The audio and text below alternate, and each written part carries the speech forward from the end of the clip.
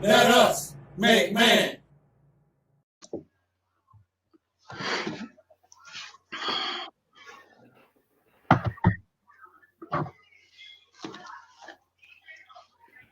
Peace to the gods. Welcome to another edition of Jock Brothers Presents Let Us Make Man. I am your host, Brother Jackie Muhammad, and you're in for a wonderful treat tonight. We got a wonderful show planned for you. We have a special guest, our brother Dr. Umar Johnson, plans to stop by. So we want you to get comfortable, take a seat, take a load off, get ready for a dynamic show. But before we get into our brother, man, I got some beautiful brothers that's backing me up, man. These brothers are the best. I want to introduce the Jock Brothers to you, our co-hosts. So if you notice our name, Jock Brothers, it's spelled a little different. I'm brother Jackie. I'm the J in Jock. So let's go to the A. This brother here is our solid brother. He's a solid brother. He lives by the principles of brotherhood, and he keeps us straight. So this is our brother. He's the A in Jock Brother. Go ahead and introduce yourself, sir. Yes, sir. Yes, sir. Yes, sir. My name is Brother Ahmed. I'm the founder of the Hope Equals Life Foundation. I'm also a fighter for freedom, justice, and equality for our people. Let's free our minds, soldiers. Let's free our minds. Thank you, brother. That's right. Let's free our mind. Let's free our mind. All right, we going down the line. We're gonna make a stop at the K. Now this brother here, highly intelligent brother, heady brother, and want all the smoke. So we want to introduce our brother with the K. Go ahead and introduce yourself, soldier. All praises are due to Allah. Welcome to another edition of Jock Brothers Presents, man. We got a hot show for y'all tonight. Our brother, Dr. Umar Johnson, will be with us tonight. We're talking about politics.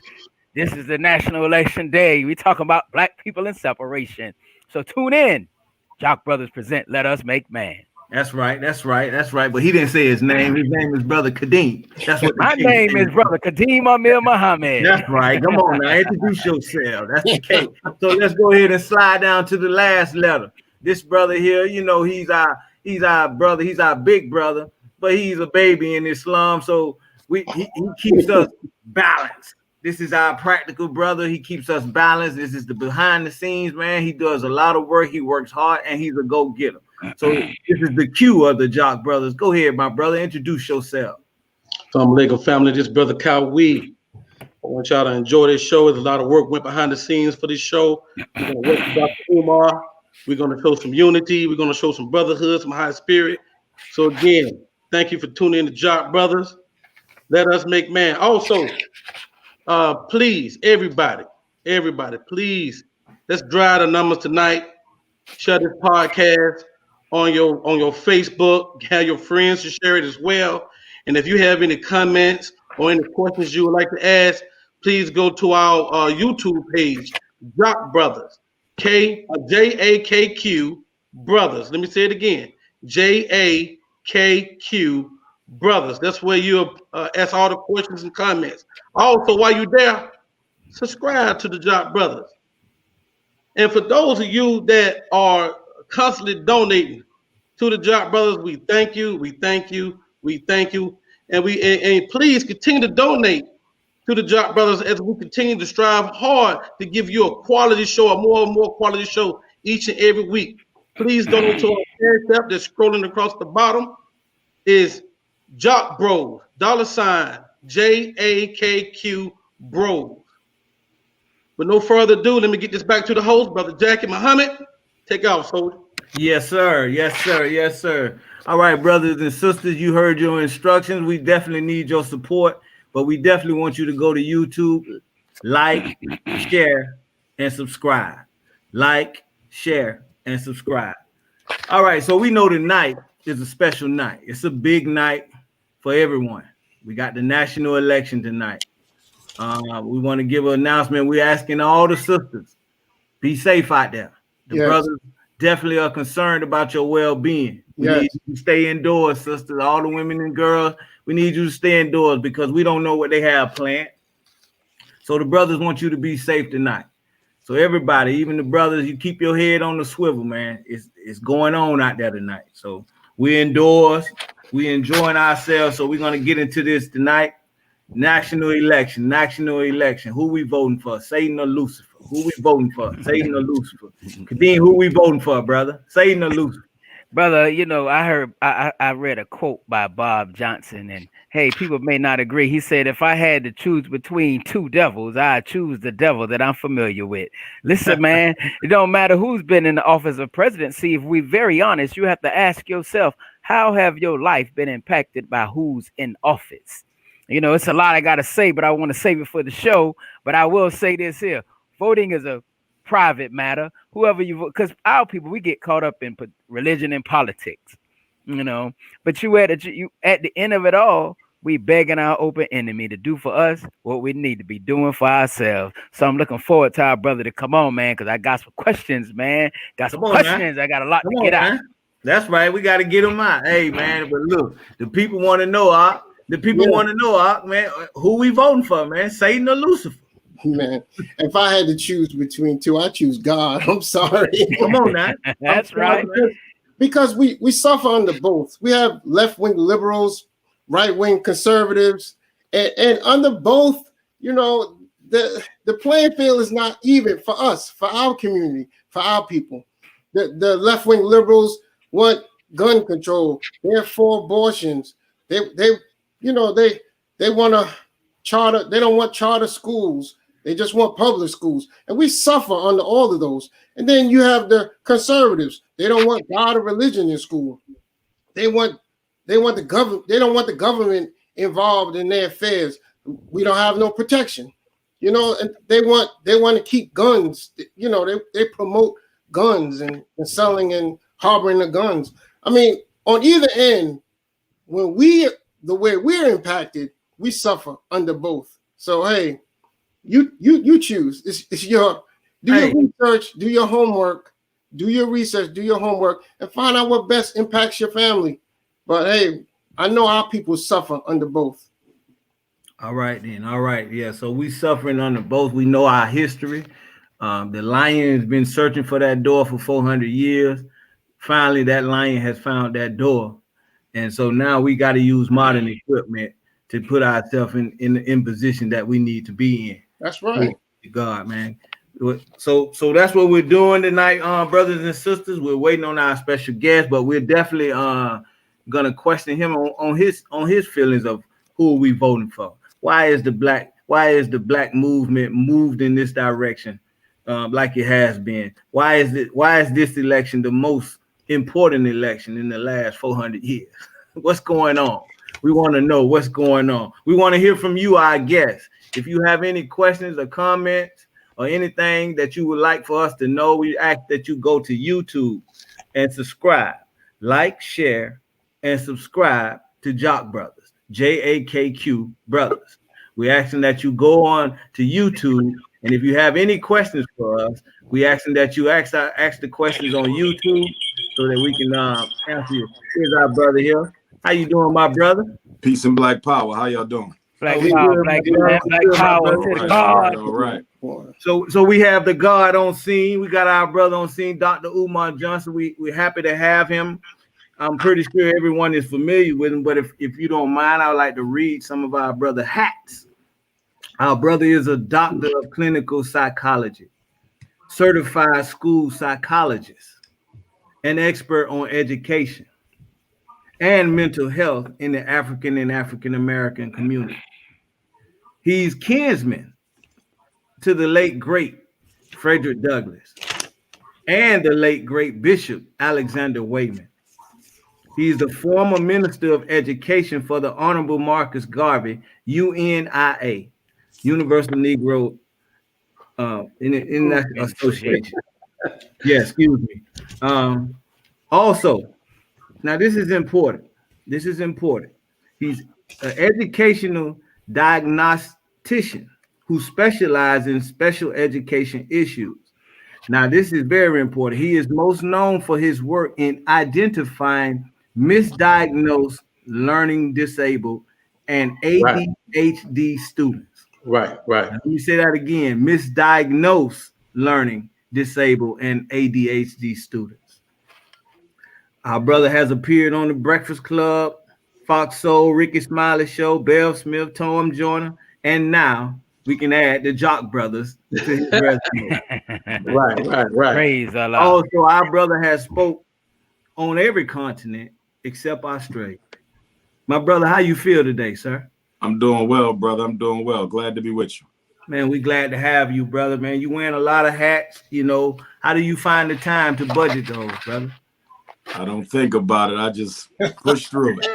You just make it happen, right? Yes, sir. Yes, sir. Yes, sir. Well, tonight, brother, you know, we wanted to bring you on this night. You know, it's a national election. You know, it's our people are out in droves.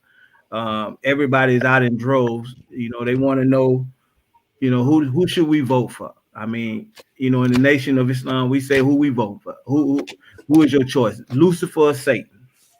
What do we got to gain from this vote tonight, sir? You have nothing to gain from the vote. I think black people need to change the question from who are you voting for to what are you voting for?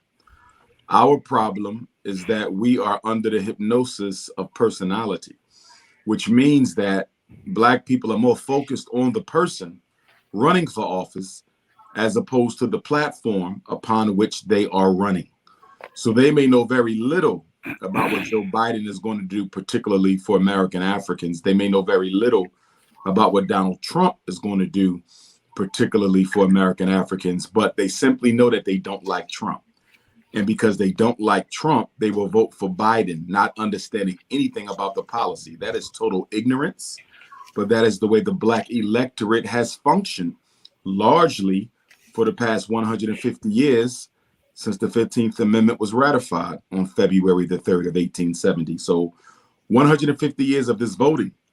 This is the 150th, and yet and still, we're still voting for personalities and not platforms, not policies, not programs, and it's hurting us. Simply stated another way, the black vote benefits everybody but black people because we have yet to organize it. So what you think about our brother Ice Cube putting together a platform? I mean, offering some to both parties and being criticized by our people for doing so. What do you think about that, bro? I believe that Ice Cube has done a much better job than other members of the black celebrity class with regard to how we should operate, being in the public eye and having that degree of influence. Ice Cube simply stated that I'm willing to speak with either party if they're interested in taking a serious look at my contract with America. He never endorsed Trump, but It was the Trump administration that gave him an opportunity to hear his program. I believe what Ice Cube did was accurate. That's what you should do. You should always speak truth to power if they're willing to hear it or not. But what I did not like was the rebuke that he received from the black community, gatekeepers, members of the Negro elite, the black aristocracy. They tried to castigate him and assassinate his character for having a conversation with Donald Trump, because they believe that black people are owned, that we are still the property, the chattel property of the Democratic Party. And that has been a relationship that has been totally abusive and exploitative. The Democratic Party has done nothing to help black people, nor have the Republicans, which is why I'm of the opinion that we should divorce ourselves from both parties and start an independent black party. And if not that, at least a black political union.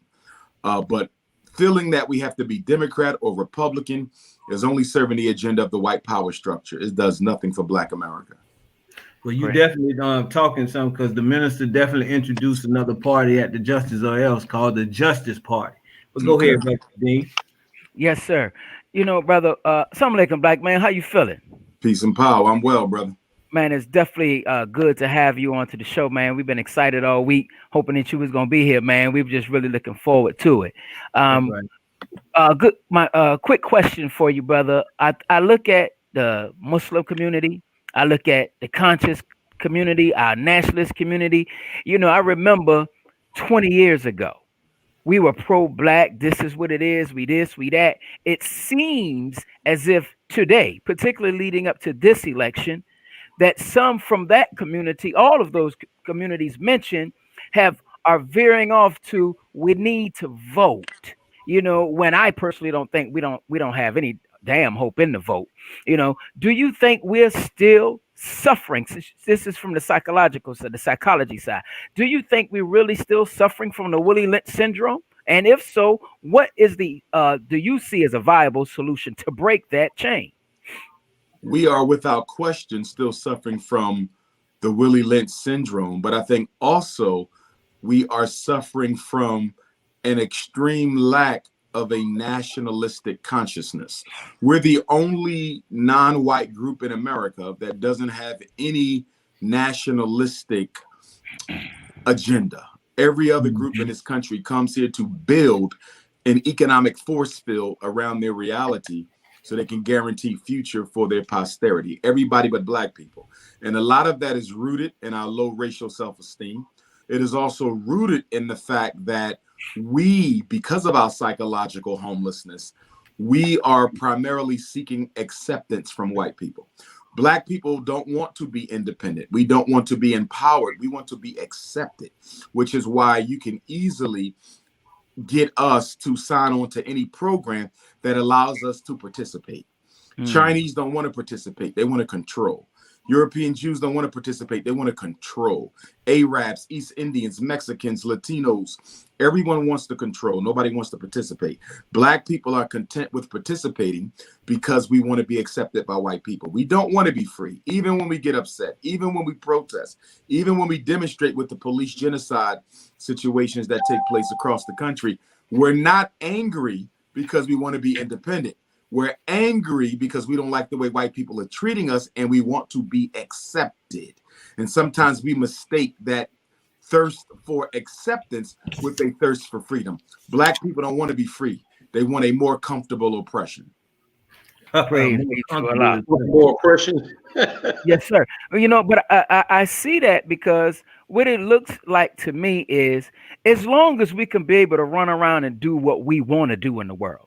See, we talk black power, we talk freedom, justice, and equality, but at the end of the day, we're coming across, too many of us are coming across as, listen, I just want to do what I want to do, but we got to vote him out.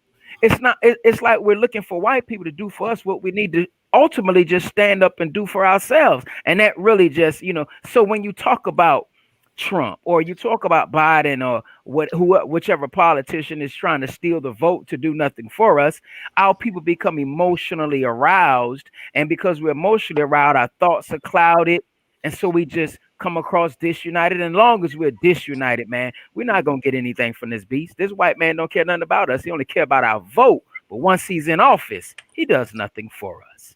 Praise be to Allah. Well, the other thing, too, the reason why voting is so important to black people, I would say voting is more important to black people than anyone else. And that's because we have no other fish in the sea. There's no other agenda, program, platform, or means to liberation that is currently being put into practice. So voting becomes extremely critical to black folks because it's the only thing that you can do that makes you feel good, makes it feel like you're doing something progressive, that doesn't require you to sacrifice anything you own or spend any of your money. And that's why voting is so important to black people, because it requires no sacrifice. All I have to do is show up and cast a ballot. I don't have to spend any money. I don't have to contribute over any long sustained period of time. I don't have to do any work. Okay, I don't have to take myself away from the comfort of my home, my family, my business. Voting is the least sacrificial responsibility that a Negro has. And that's why they love to talk about voting and praying. We're real big on voting and praying because neither one requires a sacrifice. So you're talking about the lazy man revolution. Voting is a lazy man revolution. Yeah, absolutely. If voting could change anything for black people, it would be illegal. Now, often the question is asked whether we should vote or not vote. I don't really like that dichotomy. For me, that's not appropriate. For me, the question is not whether we should vote or not vote. The question is whether we should organize our vote to have it work for us, or whether we should keep on being politically exploited by the Democratic and Republican Party. That's the question. Because voting can be an effective strategy, but only if you organize the vote, the black vote, along an agenda that speaks to the issues of black people. We've never done that in 150 years of federal elections. What we have done is we have always contented ourselves to attach the black vote to the agenda of a predominant white political party. That's all we've done. We were Republican in the first, and then we became Democratic for about the last 60 years. And in both cases, all 150 years, we've simply contented the black vote to be a part, to be a small little piece of a much larger political agenda of the Democratic or Republican Party. And that has not served us, but the black bourgeoisie keeps us in that trap because that is how they are able to safeguard their relationships with the white power structure. The white power structure doesn't want black people starting their own party. The white power structure doesn't want black people divorcing themselves from the Democratic or Republican Party. And it is the job of the Negro aristocracy to keep us with only the two options of being a Democrat or a Republican. Go ahead, man. Yes, sir. Thank you for coming on our show, brother. I wanted to give you a shout out from one of our brothers doing a lot of great work in the community, brother Jahi. I don't know. All right, yes, indeed, brother Jahi in Atlanta. Yes, sir. He wanted to give you peace and blessings. I also agree with you, and I believe that the strongest force that we have is organizing and mobilizing. I wanted to look at how they're breaking the black family. First, mass incarceration of the men, the LGBTQ community. All these are becoming minorities. But after they took the black man out the home, now the black woman is stepping out there. And it seems to me, I don't know, that she's becoming a whole nother entity following the Women's Lib movement. You know, it just seems to me that way. I don't know. What do you think? No, I agree with you. When they took the black man out of the home back in the 70s and the 80s, Come on now. because we were married until the 70s. Right. Okay, they were two-parent households in the 70s. You don't begin to see the end of that till the 70s. Up until the 60s, we were fine. But they economically destroyed Black America. They destroyed the inner city. When they started taking the man out of the home, they then brought the welfare programs in to replace the black male. The welfare programs were not implemented to help black women and their children. The welfare programs were implemented to be a distraction, to make sure the black woman never stood up to fight for the black man, to make her feel that you don't need him anymore. The government will now become the symbolic father, and we will provide for you, not because they were interested in the black family, but because they wanted to make sure the black woman never became united with the black man. And around that same time, that's when the Women's Lib, the white feminist movement, started raising her ugly head. And we see after the death of Dr. Martin Luther King Jr., you see the reorganization and energizing of the homosexual agenda, which actually was planned before King's death. That's why they included sexual orientation in the very last draft of the 1964 Civil Rights Bill. They included gender and sexual orientation, which were not there previously. And they did that to make sure that that bill would work more for homosexuals and white women than it did for black people, which it had. And so now you see the re-energizing of the feminist movement with a specific focus on college-educated black women to do what? Make sure they do not stand side by side with their black man, that they treat the black man as the cause of their problems as opposed to a symptom of those. And so what black feminism does is it largely replaces the black man, or should I say replaces the white power structure with the black man as being the primary cause of the black woman's issues, which is not true. The black woman's issues are caused by the same problem that the black man's issues are, and that's the American white power structure. But what feminism does is it energizes the black woman to blame her mate. And what I say to that is if we're dealing with systematic sexism, that means corporate sexism, economic sexism, political sexism, so forth and otherwise. The black man owns no institutions.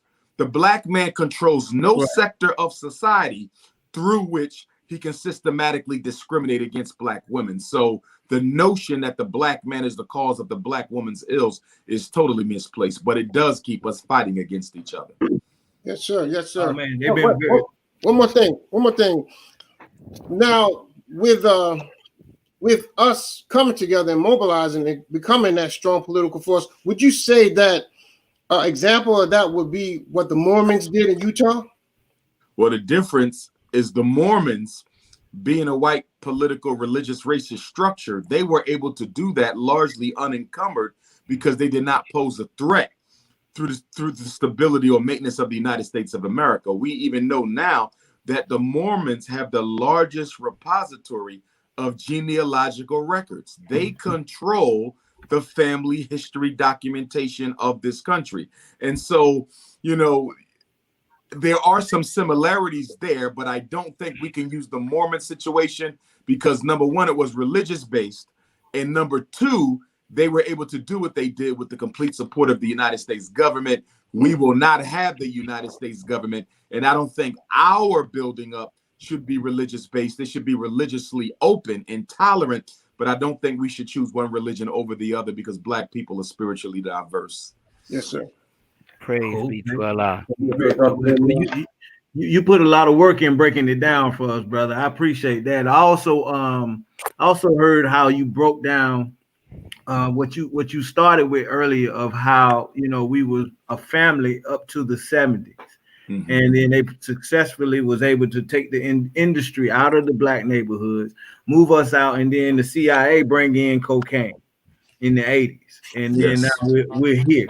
Now, as an educator, how can the school system, if anything, how can the school system, maybe not like it is, because I understand, my brother, that you're working to open your own school, which we commend that.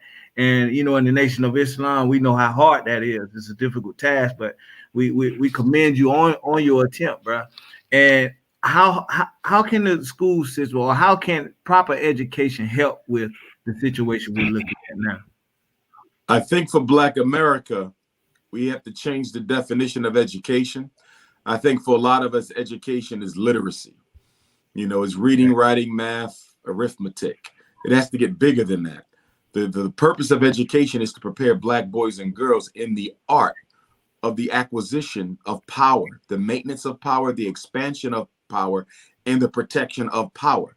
It is about changing the power relationship that exists between Blacks and whites. So if you look at our relationship in this country with the white power structure, whether it's slavery, whether it's Reconstruction, whether it's Jim Crow, whether it's civil rights, whether it's Black power, the power dynamic never shifted. White people are still largely in power. They're in control of the political economic system. The power dynamic hasn't shifted at all. That's what all the Black celebrities, all the Black billionaires, all the Black college educated folks, there has been no shift in the power dynamic, which is why for me, really nothing has changed. But the appearances of things have changed. And too often we take the changes of appearances to be indicative of a fundamental change in the system itself. And that is how Black people keep on getting hoodwinked, because they are easily distracted by the symbolism of things as opposed to the actuality of things. So education must be one that first of all teaches the child who they are, but second of all must also teach them who their enemy really is. And although American Africans have been the greatest recipients of white racism, we have been the most deprived and maligned and abused people at the hands of whites in history. We still don't understand them. And I think part of the reason it's difficult for us to get to really understand what racism is that in many of our religious camps, there's an exception made to some white people.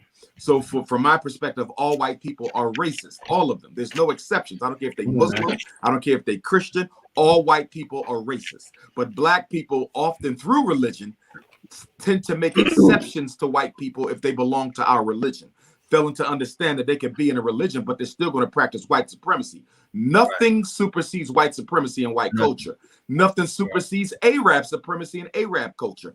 Every group in the world are a culture first people accept us. We're religion first. And that religion often allows for a degree of commonality to be made between us and our oppressors if they pray the same way that we do. Praise Allah. That's good. Yes, sir. Go ahead, I Yes, sir. got a question from one of our Facebook fans. A sister is asking, how do we fix this problem? I don't choose to be the head of my household, but I feel like I have no choice. I believe that education and economics is the beginning of it. Every successful revolution in history began with education and economics. You need education to change the intellectual paradigm. You need education to make sure you can forge a collective consciousness amongst the next generation. Education is critical. Education is necessary to bring about the psychological revolution that must precede all other revolutions. Another reason why we've been stuck in a proverbial political and economic quicksand in Black America stems from the fact that we want to change Black America without changing the mindset of Black America. There will be no changing of Black America without a changing of the mindset. And too often Black people fail to recognize that all of us are polluted with the Willie Lynch. We all have the coon chip within us. All of us have underwent the Americanization process. It doesn't matter who you are, what you believe in, we've all experienced it. It's in us. And we have to identify it and control it and ultimately remove it. But we're so quick to want to change things before we change the way that we are. The thought process must be changed first. In economics, it's not just about making sure Black men are employed so they don't go to jail. It's not just about making sure Black women are employed so they can take care of their family. Economics also speaks to the loyalty of the community, because when your people can come to you for a job, when your people can come to you when they are homeless, when your people can come to you when they are hungry, there's a natural loyalty that is going to come from knowing I can get my needs met in my community. The problem is the Black community has not been about the meeting of the needs of Black people for quite some time. So it's easy to be a sellout. It's easy to engage in treason. It's easy to participate in betrayal if you're Black, because most of our resources come from out of our community. So at the end of the day, Black men and women are asking themselves, what do I actually have to lose by turning on my community? I don't lose anything because I got nothing from the community in the first place. See, for the Chinese child, the Arab child, the Anglo-Saxon child, it's easy to be loyal because they can get necessities and concessions and resources from within. If they need money, if they need a job, if they got a legal problem, they can go in-house. Black people always have to go out of house to get resources. Right. And that's why we have more traders than any other group. Wow. Yes, sir. Brother Kawi, thanks for coming on the show, brother. I hear your last answer. You know, you make a point to say the Chinese, the Arabs, they all have who they are, where they're going. Of course, the black man, we the only people who you mentioned that's been stripped totally of everything. So we really don't understand what unity is. It's not tangible for us right now. I mean, we have a lot of groups out there that's trying to bring us together, but it's just not real. And for that reason, we continue to be in this like little, what you just described. We keep going outside the community to for salvation for the most part. We understand what is the solution? Mm-hmm. Number one, the primary solution is we have to build independent infrastructure. Institutions shape behavior. Institutions shape behavior. When you go to work, your employer can dictate your behavior in order for you to receive your paycheck. When your child goes into a school, the school can dictate behavior in order for the child to participate.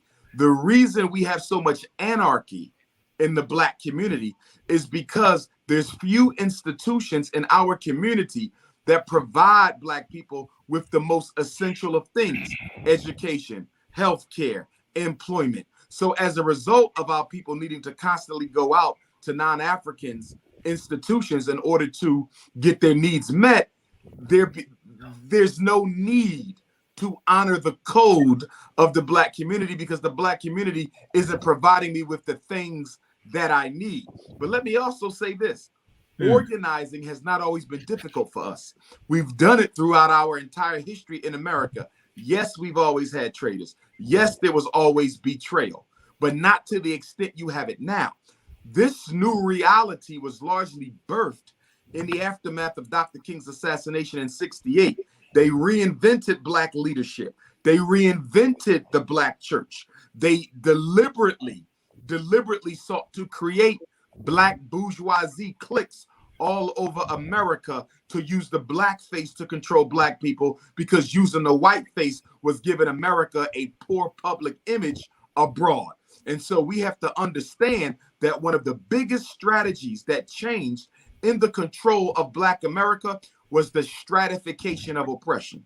What do I mean by the stratification of oppression? Before '68, you could have been Muhammad Ali, you could have been Jackie Robinson, you could have been Jesse Owens, you could have been Oprah Winfrey, but you still lived in the same Black community with the mother and father who had to take the bus to go to work. You understand? Who worked in the factory. Because of racism and the strict enforcement of segregation, no matter how much money you made or education you had, you still had to live in the ghetto. When W.E.B. Du Bois came to Philadelphia to teach at the University of Pennsylvania, he had to live in the ghetto because the community in West Philadelphia, where UPenn was, did not allow Black professors to live in the same community with the white ones. So there was no stratification of oppression. The Black scholar caught the same hell as the Black minimum wage worker.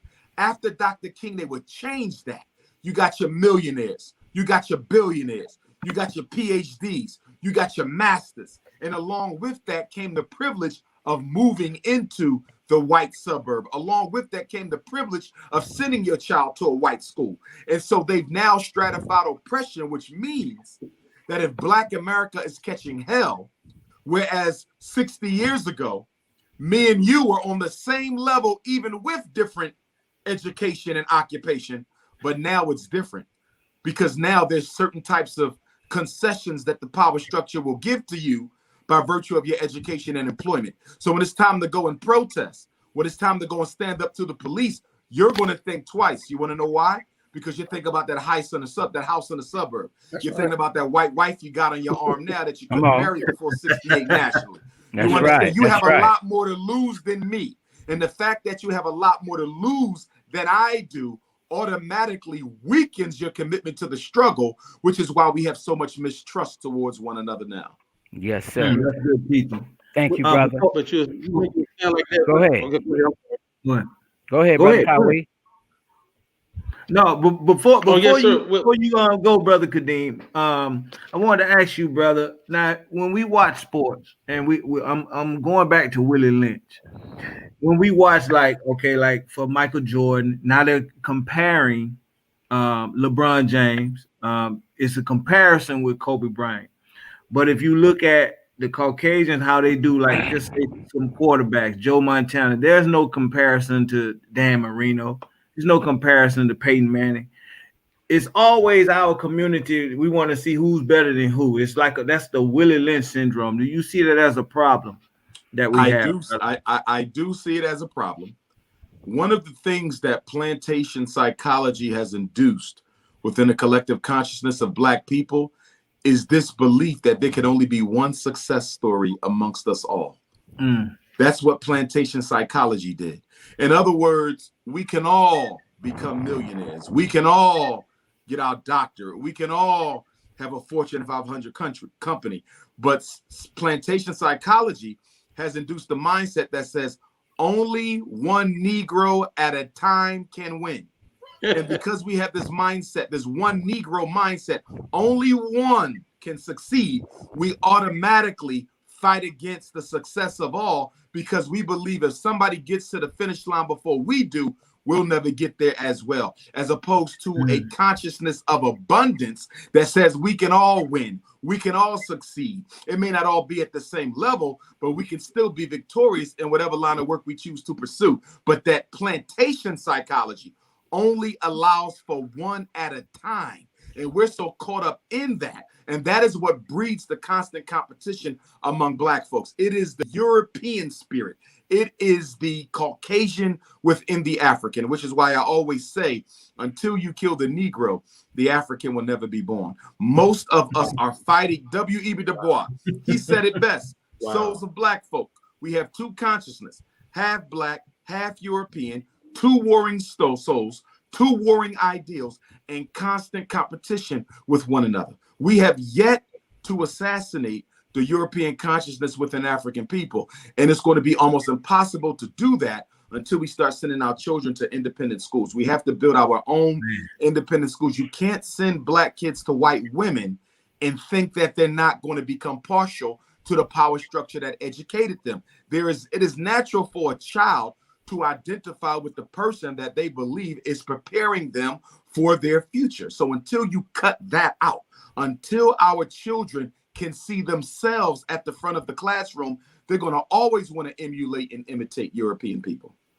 Praise Allah. Brother, it reminds me, this white man, he's something, he gives us, he shows us daily on his television shows, his tricks, but we just see it as entertainment.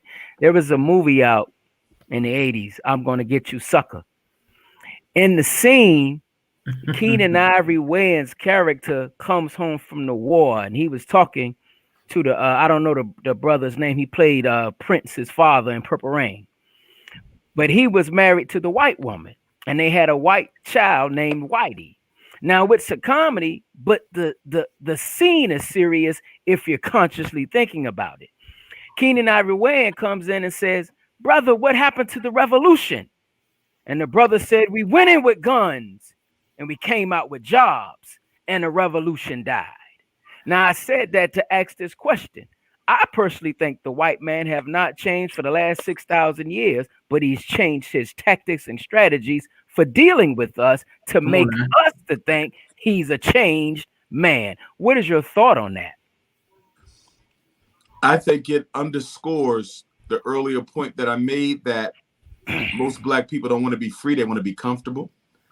Yeah. See, if you went in for a revolutionary transformation of society and opportunity, and you gave that up the minute you got a job, then you were never really committed to the revolution in the first place. You were just looking for better comfort. And that's what a lot of us are doing. See, it's easy to be quote unquote pro-Black when you're broke. Everybody's conscious when they're broke. Everybody's a revolutionary when they broke. It's only when you're given an opportunity to do otherwise. Come on now. Do you come to understand who you really are and who you're really about? That's why the book As a Man Thinketh. James Allen, and he's a European, but he made a good point. He said the situation doesn't make the man. The situation don't make you. The fact you got a job is not what made you. It revealed who you really were all along. It's like 20 years from now, Dr. Umar ends up with a white girl. That was already in me. That was there all along. It's just that the right circumstance did not reveal itself. And that's why, for me, you know, in doing this work, you have to be very careful who you align yourself with and who you do the work with. Because a lot of brothers and sisters will come with the consciousness, the commitment. I'm ready for change. I want to work. I want to join you. But that's only because they don't have no options. Are you still going to be just as committed when you get some options? It's no different than the brothers and sisters in the conscious movement who come to the conscious community only after they've been uninvited by the Black bourgeoisie or disinvited by the white power structure. You have to be careful of those folks because they're only with you because they're out of options. The question is, who is in this for the fight for the right reasons and not just because they're out of options? I've always been about Black consciousness since I was a 9-year-old fourth grader. I don't know anything else. I don't want anything else. Went through college. That didn't change. The Masons came. I didn't want it. All types of other secret groups came. I wanted none of that. I am totally independent in what I do. But the problem is, it's difficult to find other brothers and sisters who have that same level of commitment when they're presented with opportunities that did not previously exist. Yes, Oh, sir. man, we No, so much know what you're talking about. Go ahead, knowing that education is a big is a cripple for our community, and Mhm. and eventually, I definitely want to open up a school. Yeah, Do you think that me and brother Jackie have discussed that? Now, yeah, yes, sir. because all of us on this platform, we mentor youth, we mentor young men. Right. That's how we came together. But do you think that? And I know you're probably thinking that okay, if everybody opened schools, what would be the platform? Mhm. Do you think that at any time you would be uh, in a position where you would back everyone to open schools on a push towards our privatizing and open up our own schools? Absolutely. One of the things that I would like to do once we get the Frederick Douglass Marcus Garvey Academy open, the first one is I plan to actually franchise that particular system to take it global. Because as a Pan Africanist, I'm looking out for all African children, not just the ones in these 50 states. But along with the point that you're making, yes, I think that we have to bring all of the independent African centered schools under the same umbrella to some extent so that we make it easier for Black parents to navigate those schools. So if they're Right. going to leave FDMG because they're moving to LA, they could go to the Garvey School in LA. If they got to go to Chicago, they could go to the Nation of Islam School in Chicago. And so you move Right. around, but we have to make it easier for the Easier. consumer Right. because the number one principle of business is convenience. And Mm. one thing that Black businesses don't do a good enough job at is making it convenient for Black people to stay loyal to Black businesses, because too often the Black businesses are competing with each other. They don't communicate with each other. They're competing, and so what we have to do, at least in the school sector, is we have to create some sort of system whereby the children can matriculate comfortably from one academy to the next as the need Right. arises. Man, that's why, brother, I support you, brother. I listen to some of the critics with them Right. weak argument, bro. And being independent, even just to get to that mindset, bro, is like you said, is a it's an institution shapes our behavior issue. Mhm. Um, how will we do that? As far as your school, are you gonna design your own education fully? Absolutely. Absolutely. And I have a team. Most of my friends are educators. So, I have a team and we work together and we collaborate, particularly in areas where I want a little bit more input, but we're doing it from the grassroots up. I mean, we've already seen the way the European does it. I've been a principal, I've been an assistant principal, and being in this field, the way that they teach our children isn't the best way for our children to learn. And to be honest Right. with you, a lot of the curriculum, a lot of the pedagogy, a lot of the philosophy behind what they do in public school is not based on sound educational theory. Mm. It's based on political agenda and Right. economics. The Right. children are being taught what the government needs Right. them to think. Right. The children are being taught based on who got the contract to provide the reading Right. program, who got the contract to provide the math program. Now, the other math program might have been better, but nobody cares about that.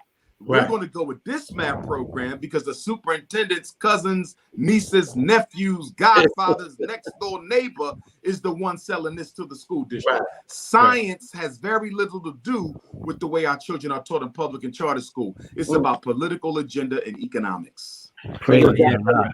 I have a question. I have a question from the audience. I got you, brother Kadeem. Yes, sir. A sister want to know, will you be doing virtual classes as well? Once we open up the physical school, I'm going to open up a virtual school. So for the children who cannot physically be in Wilmington, Delaware, they can join in on the internet, but be in the classroom. So the students can see them, they can see the students and their teacher. But I will not be going virtual until we are physical. I'm very much an old-fashioned educator. I come from the Booker T. Washington model of things. His picture is behind me right now. And even from a scientific standpoint, there's no research, none whatsoever, to prove that teaching a child online is better than the child learning in school.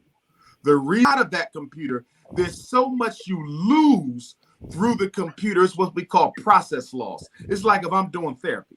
Let's say I'm doing therapy. Somebody has depression. I do therapy in the office, and sometimes we do therapy on the computer.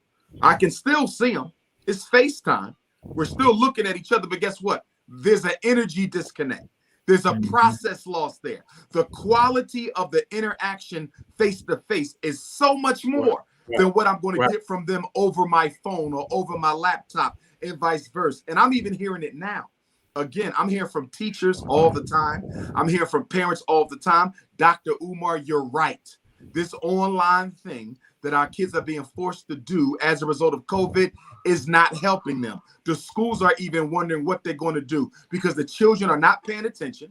They're not focusing. The teacher is not there to pop them on the back of the neck or refocus them. There's no way for you to reach out and touch that child. Right. And in homes that don't have a lot of discipline, in homes that don't have a lot of structure, this whole COVID homeschooling experiment is a dismal failure. Now, if you have a mother and a father and you come from a disciplined household, then homeschooling and cyber schooling online is okay.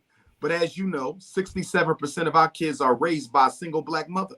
And that single Black mother is often raising more than one child. And that single Black mother is often working more than one job. And that single Black mother is often struggling with chemical, mental, or physical health issues of her own. So looking at cyber school as a long-term solution for a Black America whose children are being raised by single struggling Black mothers is a recipe for disaster. We have to stop trying to take the easy way out. We have to get off our behinds as Black men and build the institutions that our children need and stop looking for an easy way out. Come on now. Yes, sir. You know, brother, we saw your interview, and one thing we agreed we wasn't gonna do is you our brother. And like any Black person, personally, you know, if I feel I disagree with you, hell, I don't need to disagree with my brother before the world on the World Wide Web. We would never do that. So you keep pushing for your school, brother. You know, whatever that is that the naysayers are saying, hell, ask them what they doing, you know. But we got a couple of questions for the people on my Facebook page. So we're going to kind of backtrack because the questions have been here for a while, but I want to make sure that the people can get their questions in. One sister is asking, so is Ice Cube's approach the leading bandwagon to our future moving forward, or are there any other solutions to our separation and unification? Well, number one, politics is not a solution. Politics is only a strategy. Politics became a solution for Black America in the post-Dr. King age because we're too lazy to put any other strategies into motion. So, for example, everybody's out voting today.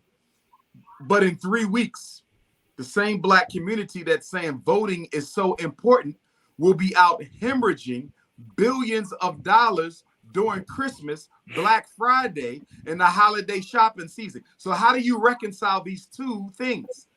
November 3rd, I'm going to go vote for a white man. And November 27th, I'm going to go give all my money to another white man. How does that work together? But that is exactly what Black America is going to do. It is a total contradiction. Politics does not control economics. Economics control politics. Show me a politically weak people, and I show you an economically disorganized people. Show me an economically weak people, and I show you a politically disorganized people. Here's the one thing Black people do not want to accept, that your economic reality dictates your political one.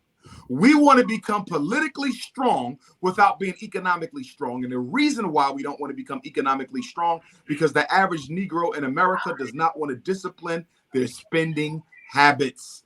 Right. Well, that Bugatti, huh? You know, that's an actual fact, brother. I work in the financial industry, brother, and I'm amazed. I'm not anymore. When the housing market crashed in 2008, that the number of Black people that I had perceived to be well off calling me because they losing everything and can't afford to keep what the world think they can. We don't have discipline all across the board. Economic discipline. We don't have spiritual, mental, or moral discipline. We are the most undisciplined we're the most undisciplined people on our planet. Yes, the economic lack of discipline in Black America is one of our greatest crises, but nobody wants to address that. We Yes, always address our problems separate from money. When we talk about the political situation, first of all, the reason why politicians don't take black people seriously is the fact that we never organize our money enough to sponsor the campaign in the first place to make sure that the candidate will fulfill the agenda that we want them to push forward once they get elected. All we do is vote. Everybody else is financed. The police finance the campaigns. The teachers finance the campaigns. Right. The labor unions finance the campaigns. The LGBTQ finances the campaigns. The white churches finance the campaigns. Black people don't finance any candidate. Neither do we finance the black ones. But when they get into office, we voted for them and think because we cast the vote, they owe us something. If you're showing up to meet with an elected representative after they've won the election, you're already too late. You don't have meetings after people won. You have meetings before people even announce their intention to run. But again, we've been kept so politically miseducated by the black bourgeoisie whose job is to usher votes to the Democrats or the Republicans, which is why I believe we must divorce ourselves from that system totally and create our own political union. Right. Going back to the schools, how important is it that we add those trades that we once, was mastered of? How important is it that we add that back in the school system? What you doing? Once they took the skills away that paid the bills, that paved the way for mass incarceration. See, up until the 1980s, you did not have to go to college to have a comfortable life. That's right. Most of us have parents and grandparents. They live better than a lot of college-educated black folks live with not even half the education because they knew how to use their hands. A man who can use his hands can always feed his family. That's right. The education we get at the university is largely an education that requires you work for an institution. And since black people don't own no institutions, if you have a college education, you're going to be working for white folk in order to get paid. Whereas if you know how to pay, if you know how to use your hands, your skills that pay the bills, you can work for yourself. You can work under the table. A man with a trade never has to go hungry. And so they took those trades away from the black community in order to economically incarcerate the black male and render him useless to the black female. From the 70s to the 90s, that was the generation of making the black man irrelevant to the black female. The black female then began to say, I don't even need a man. And she's the only woman who will say that. And it's not all black women who says it, but it's a very dangerous thing to say, because when a little black girl hears her mother say, I don't need a man, and hears her sister say, I don't want a man, and hear the grandmom say, I don't have a man, then by the time she gets old enough to date, she might say, I don't even want to be with a man. Just bring me another woman. Man, that's a good point. Before you come on, Kawi, before you ask the Kawi, can you give me your information where we can put on how can we support what you're doing? Oh, yes, sir. Brothers and sisters who watching the broadcast who would like to donate to the FDMG Academy can get on the Cash App, and the arm is $FDMG School on the Cash App. And the full link is cash.me/$FDMG School. And on PayPal, if they want to donate, they would use FDMG Academy. And that full link is paypal.me/FDMG Academy. And if they prefer to mail in, check or money order donation, they would make that payable to the FDMG Academy, and they would mail that to 9634 Wilmington, Delaware, 19809. But I would also say to them, if they didn't catch all that, it's okay. They can text message me for the donation information at 215-989-9858. I repeat, text messages can be sent to 215-989-9858 or by email to Dr. Umar Johnson at yahoo.com. There's no period in that. It's DRUMARJOHNSON at yahoo.com. And let me also let your listeners know quickly that I will be releasing my new book, Black Parent Advocate in Virginia, next Wednesday, 1 week from tomorrow, we will be at the Nat Turner Library. They can go to natturnerlibrary.com, where Baba Khalifa there, who's a member of the Nation of Islam as well, and his son, Khalifa Jr. They oversee the Nat Turner Trail, where Nat Turner led the bloodiest and the most successful slave revolt in American history. And so every year, we go down there twice a year on August the 21st, which is when the Nat Turner War began, also my birthday, and on November the 11th, which is when Nat Turner's life was taken. And so we'll be down there on November the 11th for the Nat Turner celebration. I'll be releasing my book there. Again, that information is natturnerlibrary.com. And then I'll be in Atlanta, Georgia, Thursday, November the 19th at the Comedic Yoga Skills Studio on Ralph Daybert Abernathy Boulevard. That's Thursday, November the 19th from 2 until 8. It's a free event. No tickets are necessary, but copies of the books are $50. And again, I will be in Newark, New Jersey a few days before that on Sunday, November the 15th at the Source of Knowledge bookstore in Newark, New Jersey, also to the 8th. And the last one is Fort Lauderdale, Florida on December the 10th. Fort Lauderdale, Florida at the 510 studio. We will also be releasing Black Parent Advocate. And the Atlanta, Nat Turner, and Fort Lauderdale book releases happen to be my 10-year anniversaries from the first time I spoke in all three of those cities. Praise Right. be to Allah. Praise Good be to job. Allah. Go ahead, Kawi. You're looking at a brother that was a product of public school education. You know, all I wanted to do was get a good job. Everything I did was about getting a nice paying good job. I wasn't thinking about ownership of anything at all. In your school, what will you do to prepare the young men to want to start up their own business and not just be a good employee, but to be entrepreneurs? What kind of curriculum do you have set up? Well, entrepreneurship goes hand in hand with liberation thought, because if your means of livelihood is not independent, neither will you be. See, one of the reasons why we have so many Black people who are not participating in the freedom struggle is they're afraid to lose their livelihood. So the lack of economic independence also breeds a lack of political independence as well. You can't be afraid to lose your job and consider yourself to be a freedom fighter, which is why I always say the first condition of being a Black leader is you must be self-employed. You must be self-employed. There's no way you can be a leader of Black people working for somebody else. That has been one of the greatest contradictions in our political struggle over the past 50 years. But at FDMG, we have an economic science curriculum that will teach the young men everything from real estate to stocks to international investments to understanding the natural resources of the planet, particularly those on the mother continent, and so forth and so on. One of the uniquenesses of FDMG will be the economic curriculum. Praise I be said to weaknesses. Allah. I meant to say strengths. One of the strengths of FDMG will be the economic curriculum. Go ahead, I wanted to yeah, I'm loving the whole education piece. Yeah, me too. But I wanted to say in 1965 we got the right to vote, Voters' Right Act, 1965. But we've been fighting voter suppression ever since. And I know I'm looking at, like you said earlier, education, that we should get that kind of education, political education in high school.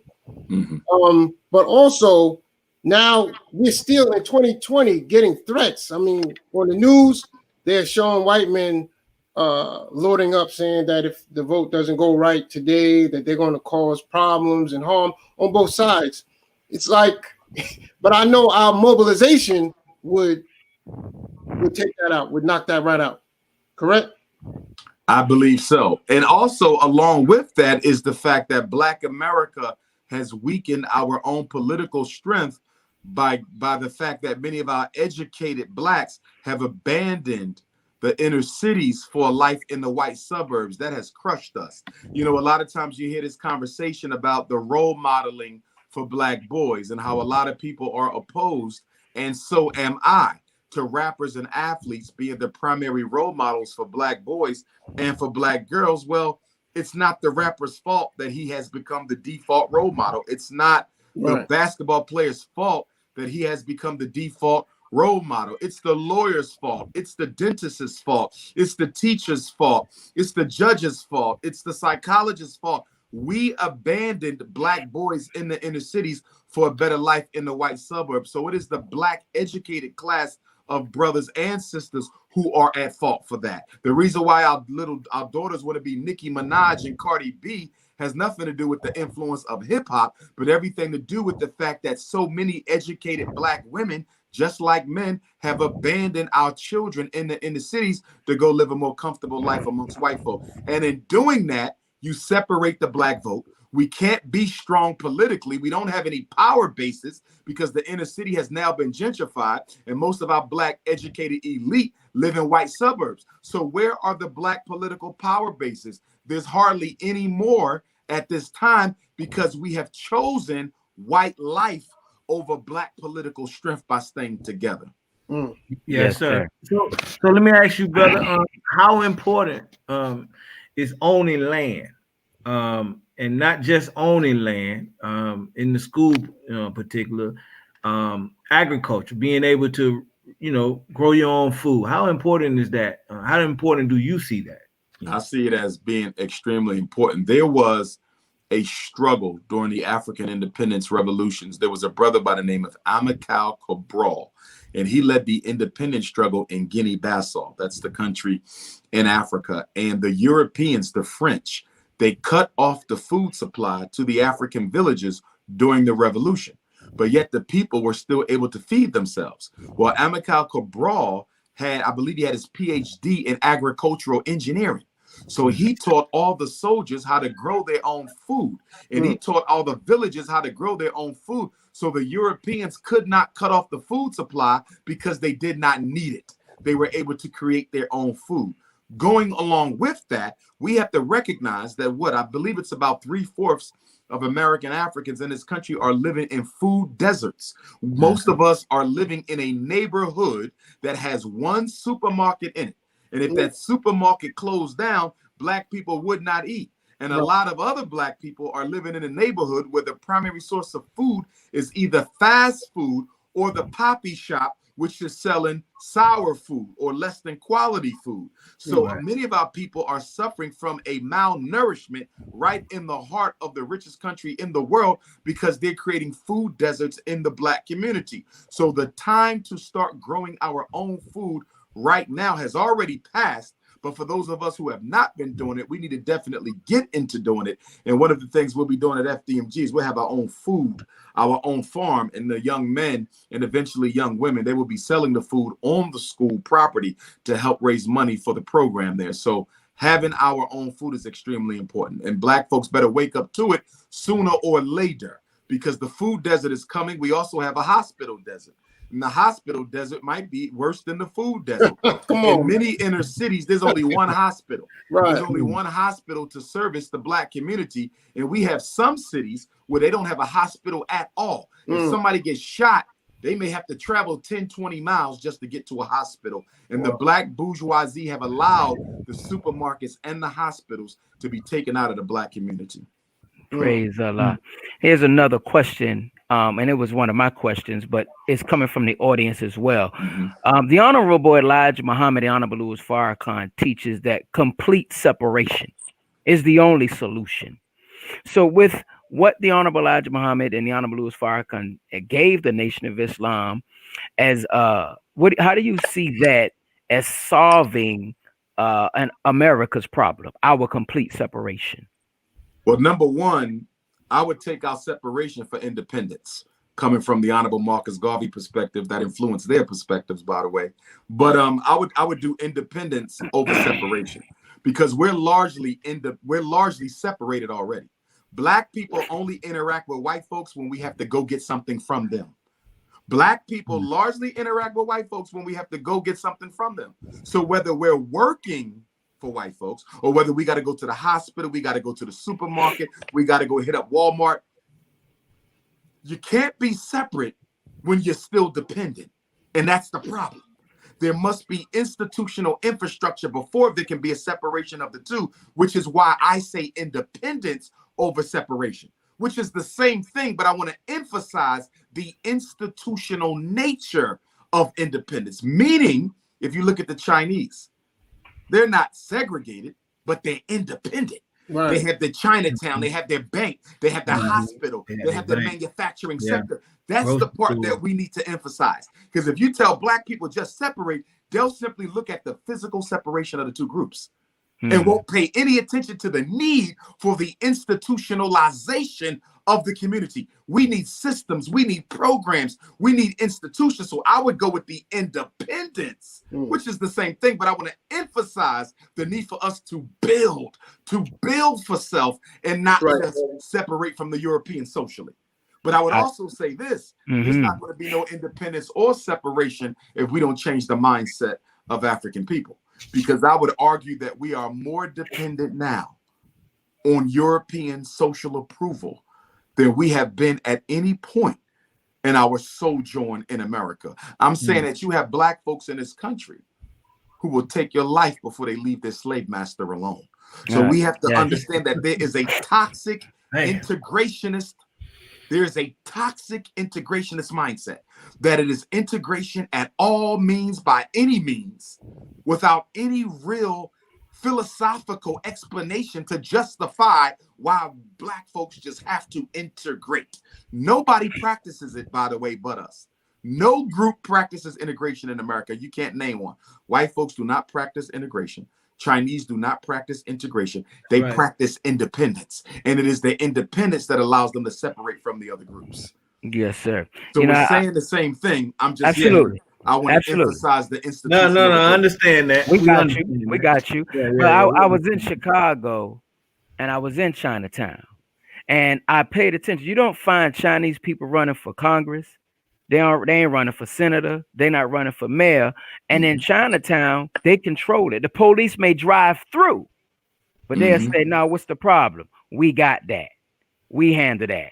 And that's what our people have to understand. To your point is we have to become independent in what it is that we're doing, because you go to Chinatown and after a certain time of night and you over there, oh, you're going to have a problem in their community, you know. But there's another question from an audience. It said, and we're going back again because these questions have been up for a while, but a brother asks, should Black people leave America and go to places like Akon City in the Senegal to claim our true independence? Here's, first of all, when you talk about repatriation to the mother continent, it's important for me to enunciate the fact that the Honorable Marcus Garvey never led a Back to Africa movement. He never intended for all Africans in the diaspora to go home. In fact, he said, quote, some of you are no good in America and will likewise be no good in Africa. And I am of the same inclination. I'm not trying to bring every Black person to Africa because they will bring their European mentalisms along with them. Right. We don't need Black men showing up with their white girls. We don't need the LBGT popping up there. We don't need wigs. That's right. Stay in America. Video games. You can stay there. Okay, but I do think, without question, it's a viable option. It is a viable option. There have been documentaries that have been made about American Africans who have went back home and came to Africa with very little and were able to amass so much wealth and be able to create such an opportunity for themselves because the devaluation of African currency. The devaluation of African currency automatically dictates that $1 US, for example, in Ethiopia might be 30 Ethiopian dollars. In Nigeria, it might be 12 Naira, not Nigerian dollars. And in Ghana, it'll be a certain amount of dollars, but you will always get more over there than you would here. So if you go to Africa with $250,000, the exchange rate may very well make you a millionaire. So without question, the opportunity is there. I told one brother I know, he drives trucks, you know, and I said, listen, brother, if you take this truck to Africa, one truck, you'll probably be a millionaire in a year. And when I say millionaire, I'm not speaking of local African currency. I'm speaking of American currency. And he said, why do you say that? I said, because logistics is the second most in-demand profession on the continent. The moving of things around continental Africa is extremely in high demand. And the Chinese are now bringing their rigs and their ships and their trucks over to Africa, and they're trying to corner the logistics market. So it does bother me as someone who goes to Africa regularly, being a Pan-Africanist, that so many of our brothers are so in love with this European that they fail to recognize if you take your skill set to the other side of the pond, you will find that the Black Wall Street that you want to create might be waiting for you over on the continent. So it's definitely something that I recommend. Definitely something that I recommend. But again, I always tell folks, there's a future for Black people in America. But there's no future for Black people in America without Africa. There must be a political relationship. Yes, what sir. kept America from destroying Cuba all them years? Cuba had a political alliance with Russia.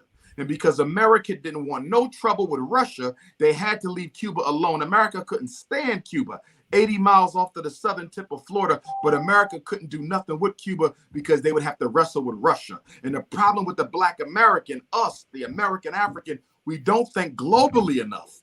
We don't think globally enough. If we want to survive here and stay here, then we must build political affiliations, genuine political affiliations with African nations and other parts of the world, which is not just the continent, but Central South America and the Caribbean as well. Praise be to Allah. Go ahead, Doc. I have one question as far back to the education. And matter of fact, the foundation, everything we're talking about, besides just basic skills and things of that nature, the knowledge of self and the love for self and the history of our people, would that be one of the main ingredients in your school or in any school? Absolutely. In fact, it's the one subject that I'm going to teach.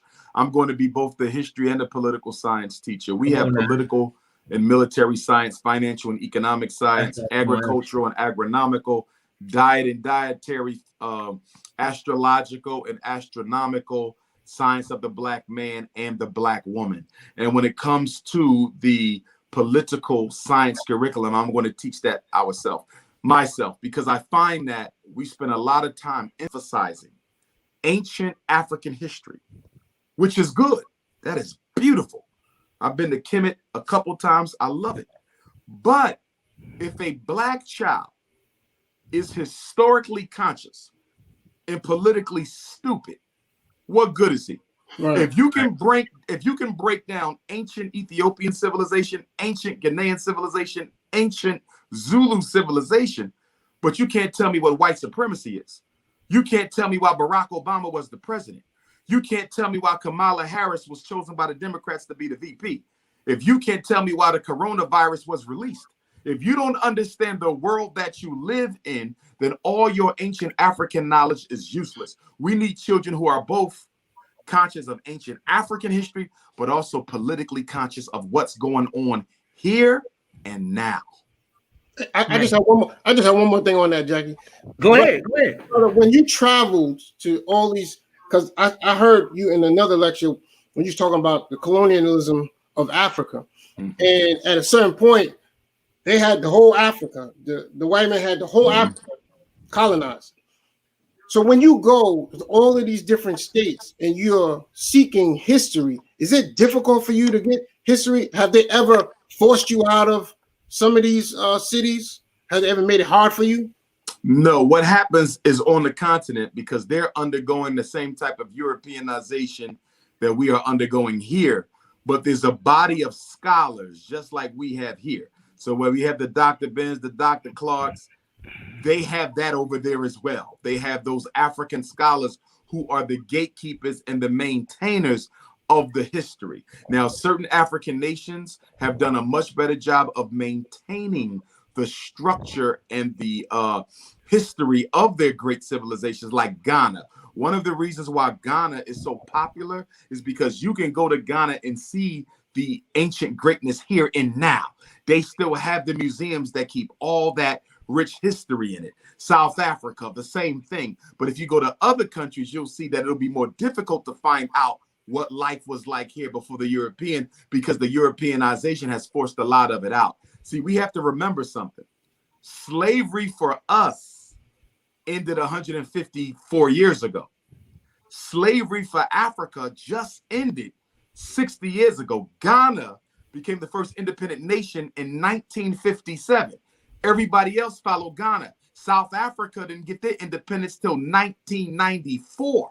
So what we've been enjoying, or not enjoying as much for the past century and a half, Africa has only had it for about 60 years. So they're still in the beginning stages of building up themselves independently, which is why we have to get in there and participate and invest, because if the European, and more accurately, the Chinese, if they are able to recolonize Africa, then the aftershock of that is going to impact what we do around the world, because the resources are there, the land is there, the natural power base is there. And if we let an alien people take Africa again, that's only going to upset what we need to do on these lands. So we can build outside of Africa, but we cannot build without Africa, not long term. Oh, well, I got a question from one of the guests. He's saying that in an interview before, I guess, you mentioned that Europe prints African currency. Say that again. In an interview before, I don't know if it was you that said I heard doctors say in an interview that Europe prints African currency. Europe. Print. Oh, yes, Europe prints. Yes. Okay. Yeah, excuse me. Yeah, Europe prints African currency. Yes, sir. So can you elaborate? Yes. One of the concessions that a lot of African nations had to give during the revolutionary period, when they negotiated the terms of independence, many of those nations gave the former colonizer the right to print the money as a means to get started. The same thing, huh? Come on now. Right. Now, they did it, though, because they were sabotaged into doing it. You have to understand that when the Europeans started to leave Africa, he sabotaged everything he built in Africa. So he would blow up the trains, he would poison the water, he would explode the buildings. And so the brothers and sisters on the continent said, "What are you doing?" And the white man said, "Well, we built all this. So if y'all don't want it to blow it up, y'all gonna have to pay us to leave it alone." That's how the African nations began to go into debt to the European nations. So you say to yourself, how do you owe debt to somebody who raped you for a century? It's because on their way out the door, they sabotaged the infrastructure and forced African people to sign concessions to the money that they didn't want to sign, but they had to because they didn't want the country sabotaged any more than it had already been. However, just recently, it has been announced that the African Francophone countries, the ones who were colonized by the French, have decided that they are no longer going to get their money printed in France. And so in the new year, from what I'm understanding, many African nations are going to start printing their own money, which is a good step. Well, man, looking at that and, and thinking about the school and then looking at our community, our young soldiers we have out there in the street, how important is it going to be to set up that military science? It's extremely important. It's going to be extremely important because there's two parts. There's the intellectual side where you understand. See, when we talk about the greatness of African people, there's a question that we never explain to our children, which is why a lot of them never internalize that greatness. And that question is simply this: if African people were so great, how did we fall and allow the European to take over? That question is never appropriately answered, and it has to be. And the appropriate answer is due to the Europeans' military sophistication. See, African people were not a warrior people. We were very much a humane group of people. We did engage in war, but never just to dominate and kill and exterminate another people. Right. Europeans introduced warfare on a whole nother level that was based on genocide. Africans never had no concept of genocide. We never formulated an idea to erase an entire population of people just because we don't like them.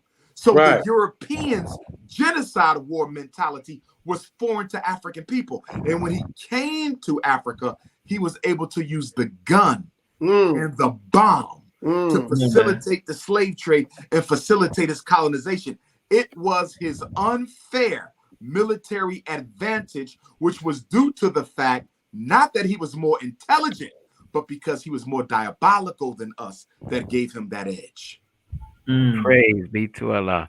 Man. Wow. I got a question from the audience, man. Listen, there's so many questions remaining, brother. We're not gonna get them all. Yeah, I mean, they're just coming in, but I'm gonna throw this up. Somebody's asking, what do you think about Dr. Claude Anderson's strategy for using Indian treaties to get land and reparations here? I'm not aware of Dr. Claude Anderson wanting to use Indian treaties to get land here. I'm not going to refute that, but Dr. Claude Anderson and I are friends. We've shared the stage several times. I'm not aware of Indian treaties having anything to do with his program, but I do support those aspects of the program that are articulated in Powernomics that he has shared with me and that I have heard him popularly promote on interviews and lectures around the world. But I'm not aware of him being interested in using any Indian treaties. Praise be to Allah. Wow. Well, let me get one more in, Brother Jackie, from another audience. Go ahead, this sister said, well, how are we going to force our family over there, meaning Africa, to wake up and not let themselves be recolonized? My teacher said we here in America must get free and separate before we can help anyone else. Okay. I would fundamentally disagree with that. Coming from a Pan-Africanist perspective, I would argue that one of the reasons why we as Black people in the West have taken so long to get our act together is because we continuously try to separate ourselves from the larger global African struggle. Central to Pan-African thought is the premise that we must liberate together or not at all. This will not be a piecemeal liberation. You will not free the Black American, then free the African Caribbean, then free the African Canadian. It will not work that way. We will have to coordinate and we will have to liberate together. As Mr. Garvey said, a strong man is strong everywhere. A strong man is strong everywhere. The Chinese are strong wherever they go because China is strong. The white man is strong wherever they go because Europe is strong. Even the East Indian now has gained a level of political and economic power. They're strong everywhere. But guess what?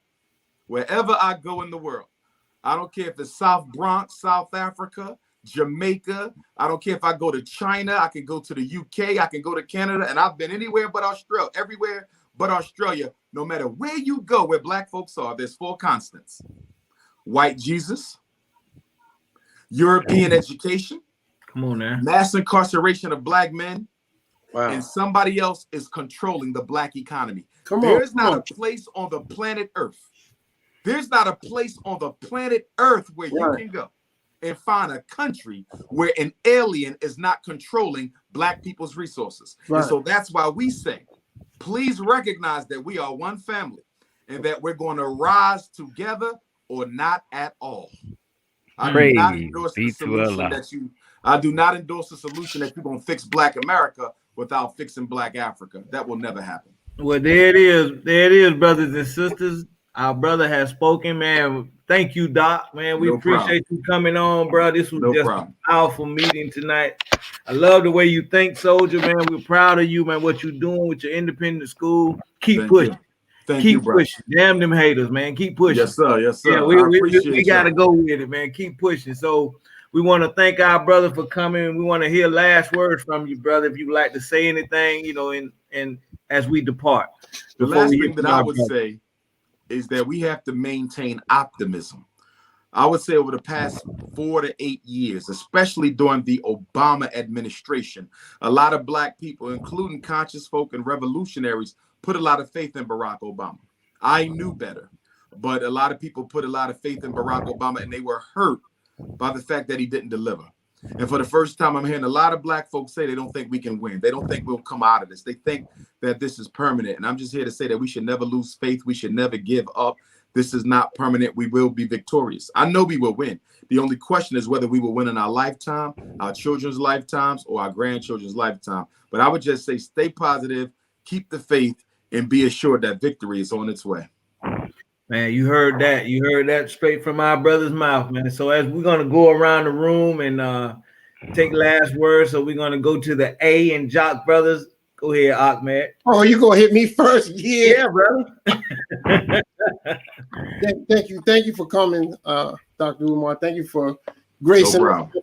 I'm praying that after this pandemic, if we're able to have public venues where they're speaking, that we can get you on a platform with other panelists. That was always my vision years ago. I really wanted to get you in somewhere, you know, because I was following you, and I like what you were saying a lot about the education piece.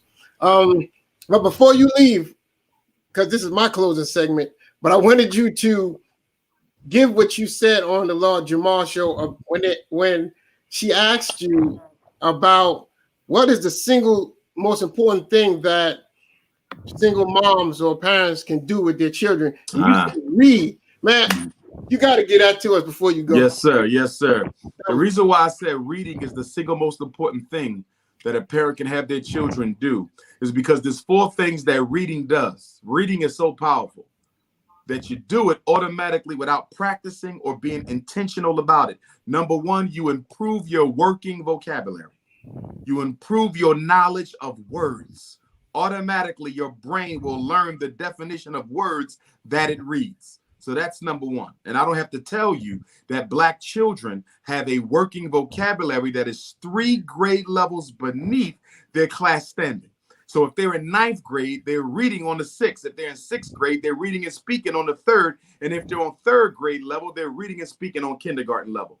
Totally unacceptable. So make them read. It improves their working vocabulary. It improves their ability to speak articulately.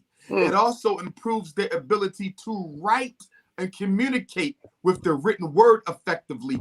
And number 4, it improves their general knowledge of facts and information. So where will your child need to have a good knowledge of facts? When would they need to speak, to write, to talk? And that is when they take the state assessments, whether it's the Florida state assessment, the Georgia state assessment, the Pennsylvania state assessment. If only our children read more, they would achieve higher in school. Right. Man, excellent question, Ahmed. Excellent question, Ahmed. Excellent answer. Thank you, brother. All right, let's move on over to that K, Mr. Smoke. No, my man. Listen, let me first address the disrespect from some of the viewers. Let me say this, man. We research our shows and our guests. I really don't give a damn what y'all feel about my brother. He our brother. On this podcast, you can come here and freely speak yourself. We're not about embarrassing another Black man. Hell, we Black men. I got stuff in my life that I just tell you ain't none of your damn business. So we didn't bring our brother up on here for that. Because any man can come on our show, any woman can come on our show and freely speak. Now, if they get disrespectful, then they'll unleash the civilized beast. That's an oxymoron, you know. So, no, brother. Thank you, brother. Dr. Umar Johnson, for gracing us with your appearance onto our show, man. I'm so humbled that you came on, and we got so much to ask. We didn't get it out. However, when you come to Atlanta, brothers, I'm traveling, but I'll come back, brother. Maybe we can meet with you on. I think you're going to be on the 19th. Yes, sir. Maybe we could take brother. We could call brother Patrick and take brother over to brother Patrick's farm. And we can begin to formulate some ideas as the 4 of us are talking about business and learn and talk business with our brother. Is you available for that, brother? Yes, Dr. Umar Johnson, man? I think we can make that happen. Yes, sir. And inshallah, we can communicate with you through our brother Kawi. And yeah, let's just make that happen, brother. And man, listen, it's hard to be a Black man in America, let alone lead some Negroes. So whatever they say, man, you seek refuge in the higher power, whatever God you call on, or call on the God of yourself, brother. But the naysayers don't matter, because whatever is done in the dark will certainly come to the light. Thank you, brother. Come on now, that's right. Let's move on over. Let's slide to the queue, brother Kawi. Dr. Umar, my brother. Yes, sir. This is peanut butter. Said very well. Damn the naysayers, brother. Appreciate you. No way in the world we were gonna bring you on this show and try to go better with you. And matter of fact, the naysayers, if they had a chance to really go one-on-one with you, I believe you were. So that's not the smoke the naysayers want. But thank you, brother. Thank you, bro. us with your presence. It was very educational, man. I got so many questions I couldn't even get to on my personal thing. We could do a part two. We could do a part two. Okay. There you go. Yes, And look, sir. when you were here on the 19th, brother, the Jock Brothers, we will be coming down there to support you, brother. Appreciate you. That's right. Yes, Maybe sir. we can get together and do that farm exhibition that brother Kadeem is talking about. I work something out. We'll get it together.